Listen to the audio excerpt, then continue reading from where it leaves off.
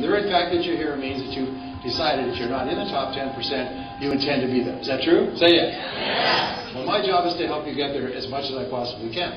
Now, we're living in a very interesting time. My avocation is political economy. I spend a lot of time in Washington, and I know a lot of the people who are in the papers. And I work with the think tanks to do all the economic research. And we're in an incredible time, perhaps the most traumatic time financially in 100 years. About 1907, by the way, we had a financial panic and breakdown where the entire economy almost paralyzed. And J.P. Morgan got together with some of his wealthiest people, and he wrote a check to the U.S. government to bail it out. I mean, that's how much money he had. Well, there was a gentleman on Wall Street at that time named Bernard Burke. He went on to, starting as a runner, he worked his way up, as we all do. He became an advisor to 6 presidents, became fabulously wealthy, and he wrote a book many years ago about his life story. But he said these very wise words. He said, when the market is down for any extended period of time, people eventually come to believe the market will always be down. He said, when the market is up for any period of time, remember the heydays of the real estate and buy, sell, trip, and so on. When the market is up for any period of time, eventually people will come to believe the market will always be up. He said, both are wrong. He said, the market will fluctuate. And someone once said that the 4 wisest words ever spoken in the English language are the words, this too shall pass. This too shall pass. Because it is always true at all times, under all situations, for all people, that this too shall pass.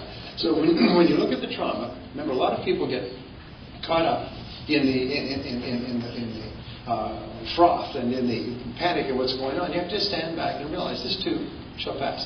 There's an awful lot of people who have everything riding on solving this. The smartest people in the world are working to solve it, and it will be solved. The economists say that the average recession, depression, setback, and so on lasts about 8 to 16 months in the United States.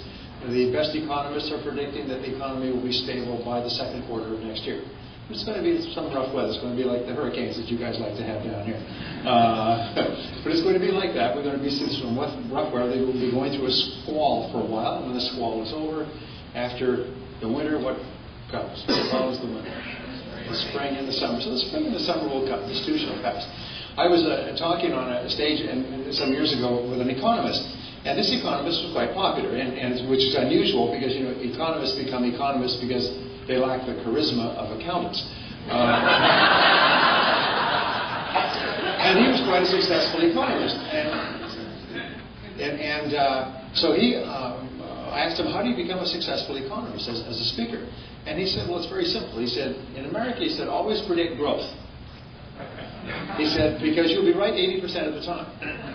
He said, because the history of America for 250 years has been growth, 80% or more of the time. Actually, it's been slightly more than that in the last couple of decades since Reagan came to office and slashed taxes and slashed regulations. Our recessions have actually gotten shorter and the periods of growth have gotten longer. He said that even when the economy is in a slump, keep predicting growth and the economy will come back out. People say, boy, that was really smart. So the rule is always predict growth in America. America is the most entrepreneurial, most dynamic country in the world. We form more businesses than all the other countries in the world put together.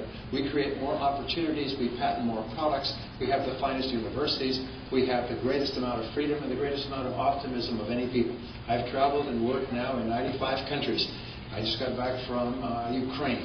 And I'll be in Russia in 2 weeks, and I was in China 3 weeks ago. So I know a lot about the world up there. And by the way, all the talk about, why do they hate us? Nobody hates us. They all want to come here. They did a study in the Middle East. They interviewed thousands of people in 22 Middle Eastern countries, and they asked them, what do you think about America? And they said, hate America, hate America, hate America, hate America, great city. And later on in the questionnaire, they asked, if you could do anything you wanted in the whole world, what would it be? Move to America, move to America, move to America. There's a lot of conflicted people out there. So this is a wonderful place to live, and it's going to be better.